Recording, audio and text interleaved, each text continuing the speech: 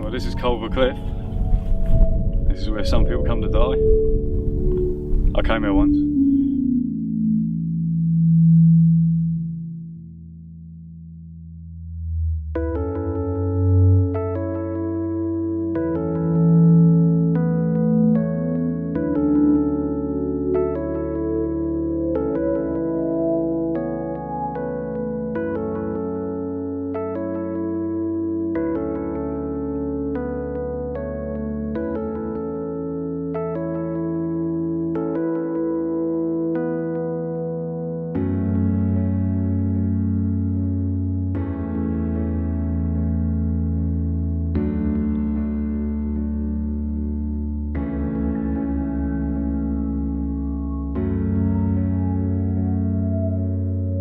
Last time I was here, I was just stood there, right on the edge.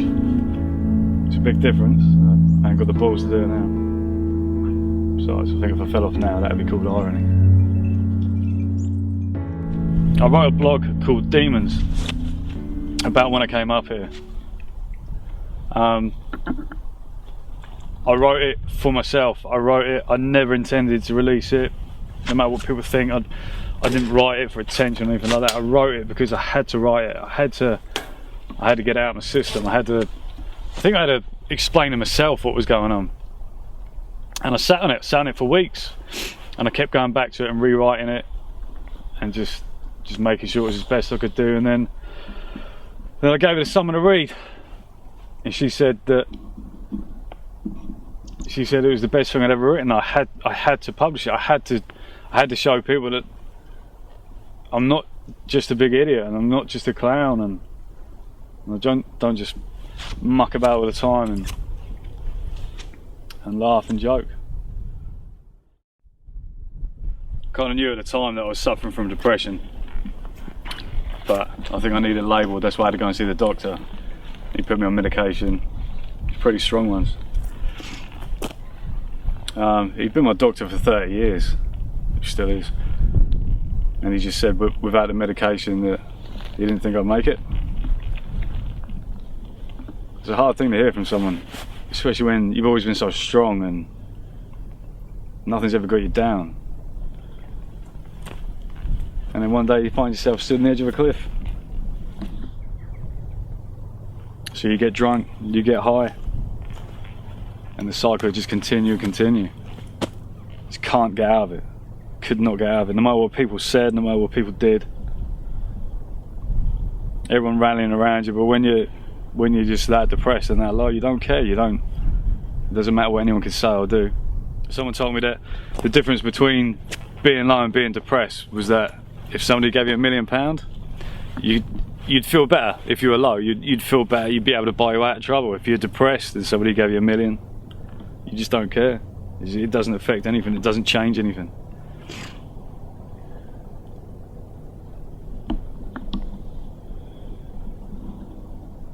And that was a year. But that was a year ago. A lot of things have changed since then. Turned my life around completely around. Stood on the edge of a cliff one day.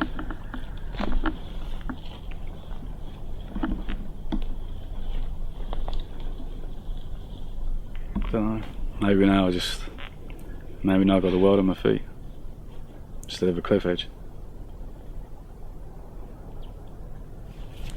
I think I came here, maybe it was in the back of my mind, but the young man that killed himself literally a month to the day before I come up here, maybe the news was still strong in my head. Maybe, I don't know, maybe I was just thinking of the quickest, most painless way. I don't know. I don't know why I came here. So many people have done it here before. Maybe there's no barrier here between swimming away, jumping in. The day that I drove up here, it was about midday, and I drove round and round the car parks, round and round, trying to find the exact spot where the young man the month before went over. And I couldn't find it. I don't know why I couldn't find it. There was a wreath and flowers and everything there. Because when you're crying so hard, you can't see anything. I drove round and round, tried to get my car over the verge, but they've built, because of the amount of people that have gone over the edge over the years, they've built the verges up, and my car wouldn't go over the verge. If my car had gone over the edge of the pavement, I don't know, I probably would have gone. I probably would have driven over. But I got out of the car and I parked in the car park, and I walked down here after I found the wreath. And I just kept crying and crying and crying. Like I said, my brain just knew this was not a good place. This was not a good place to be, emotionally and physically. But I just couldn't control it. Just could not hold it in. He was eating him. I hadn't eaten for weeks. I hadn't slept for days.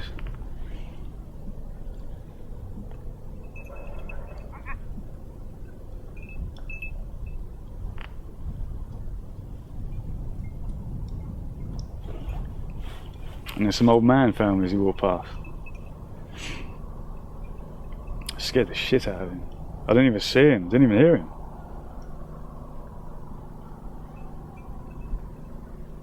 Just kept calling out, son, son. I just turned around and there's a little old man walking his dog. He looked more scared than I did. I didn't even speak to him, I didn't say a word to him. I just ran. What would you say to someone who, just think if he'd have been, I don't know, 30 seconds, a minute later, maybe he'd been calling the Coast Guard or something. Or someone knew how bad I was and they were ringing me, but and then they just sent me a text saying, think of your son, I think of your kids. I kind of snapped out of it. I think that's when I realised. I knew I was being selfish all along, but that kind of breathed life back into me. Just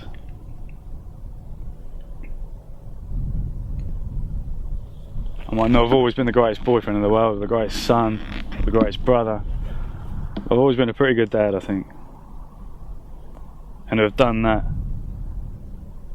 would have just betrayed everything that I've ever stood for, ever believed in.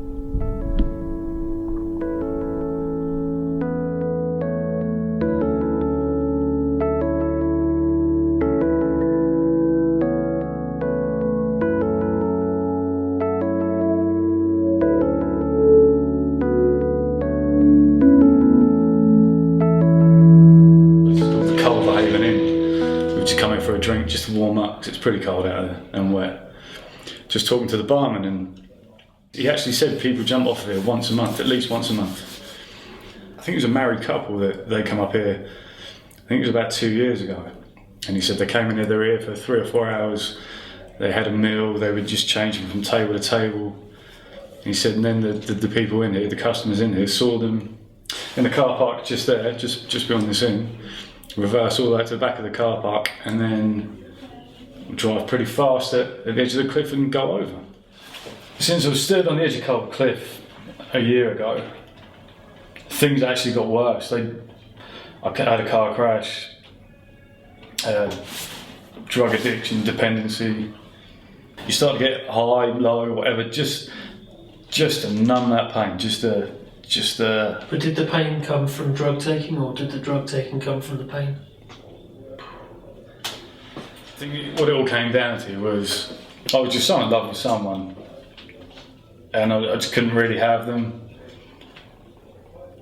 And the only thing that numbed the pain is just drugs, just fatty, and just coke, whatever you want to do, whatever I want to do.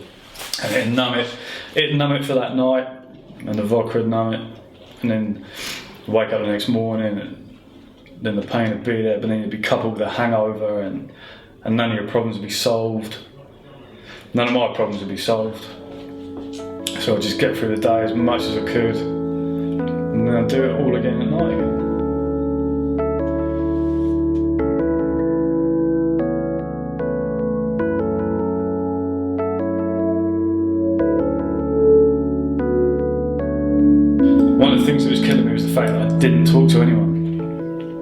I was too scared to tell people how ill I was and how sad I was. And I'm not going to sit here and preach and say, go and speak to people, go and speak to your family and friends, because it's not that easy. It ain't that easy, because I've tried that. And I didn't want to do it. It was only once I'd reached that absolute limit of my mental well-being, illness, call it what you will. It's hard to tell people to go and speak to your friends and family if you're too scared to, if you're too low to do it. But that's what I did. That's what I had to do in the end. And if I hadn't done it, I don't think I'd be here. Just wish that everyone else was struggling. I wish they could talk to people, and I just hope that then people listen. But I think awareness is growing. I mean, there's a lot of loving or hating. Stephen Fry is doing phenomenal work in raising mental health awareness, and he's a troubled genius. But depression doesn't care if you're smart, stupid, old, young, rich, poor. You get it, you get it. It doesn't matter, you can't do a thing about it. And take medication and talk to people. But even that, sometimes, that took me months to accept medication from a doctor. And it wasn't until he told me that I wasn't going to make it unless I took it.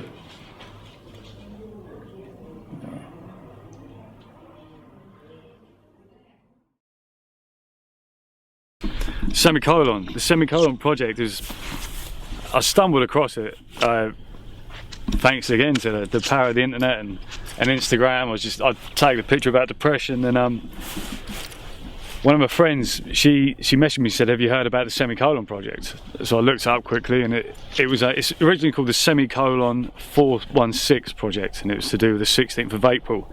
Anybody that suffered from mental health issues, or depression, or lost a loved one, or anything like that, they had to draw a semicolon on the wrist, because a semicolon indicates when an author could have finished. Semicolon indicates when a writer could have finished a sentence but decided to carry it on. And I just couldn't think of anything more apt for myself. It's got a stigma. Mental health has a stigma. I thought it before I suffered from depression. I just thought I was too strong-willed, too strong-minded. But it can get anyone, at any age. I mean, look at the wreaths up here. There's kids' toys. There's a plaque back down there for a man who was 79. Depression has no age limit. Mental health has no age limit.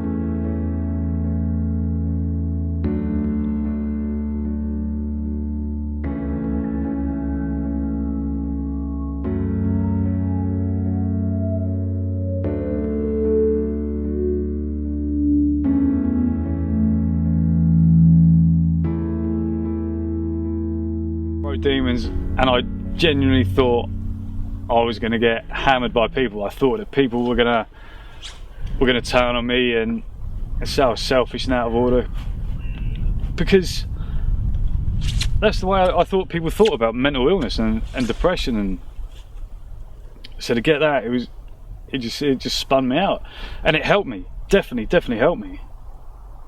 It made me realise that people do look out for each other, and there is a support network there. Even if you don't feel like you can use it, but your friends look out for you. And strangers look out for you as well. People care. Yeah, people do care. People do care. When you wouldn't have thought that they did. like I said, the amount of friends, good friends, that I had no idea was suffering. It just makes you realise that you're not alone. I realised then I wasn't alone, and I think demons was when I really started rebuilding. Obviously my boss and work and my parents, they all gathered around me and they helped me put the pieces back together, but when you've got hundreds and hundreds of friends and people you don't know contacting you and wishing you all the best, and saying, the amount of people that said, oh, if you ever needed a talk, I'm here. I mean, I never took them up on that, but just the fact that I knew they were there, that helped me a hell of a lot. I still get people. I had somebody read Demons last week and just message me and just say that they've been down and it helped them. I guess I wrote it to help me, but in the end I guess I helped a few people. It's got to count for something. Demons it is the fight within myself. It's the first, when I knew I had the darkness and the blackness in me. I know it just sounds like an old hack, but that's what it felt like. You could feel something inside you. I can still feel it to this day. I can still feel the depression inside me. I know I've got to live on it. I know I've got it tempered at the minute. I know it's sat there, but every now and then it just manages to pop up, manages to catch me off guard, and then whereas once upon a time I'd have wondered what was going on, I know it's coming for me. I know it's inside. I said I've changed my whole life around, and I have. I've got everything back that I wanted. I've got a life, I've got my job, I've got my family back, got my friends back. But those demons are still inside me, and I can still feel them scratching away. I might look to everyone that I'm back on form and I'm back on top, but I think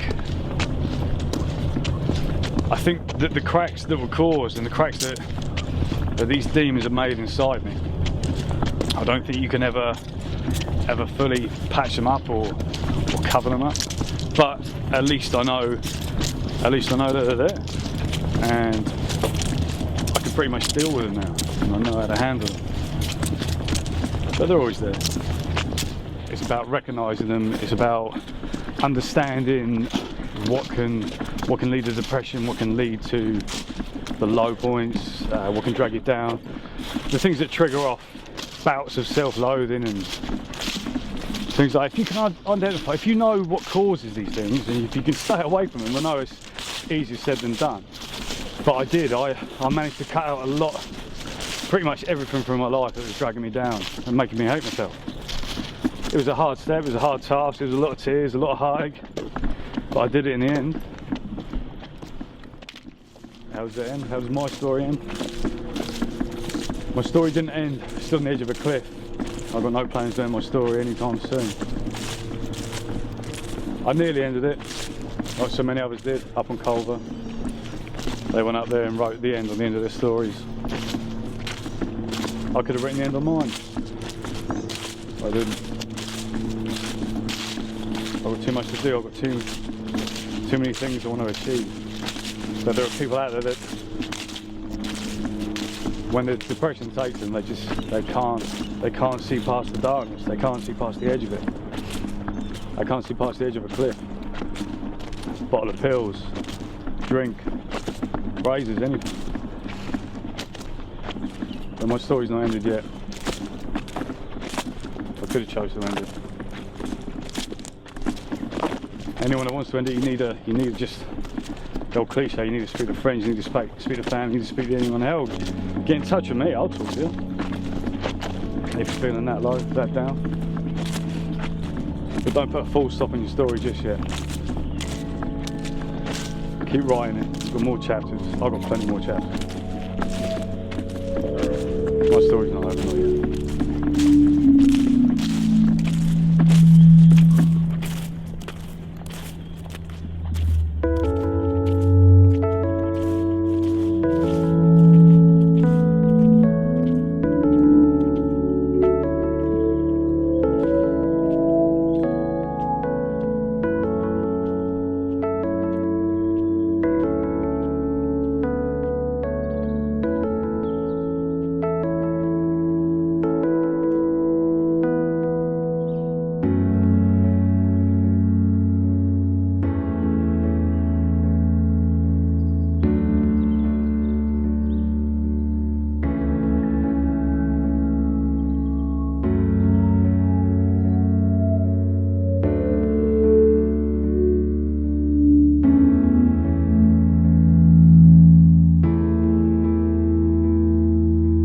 think it's because you can't see the illness.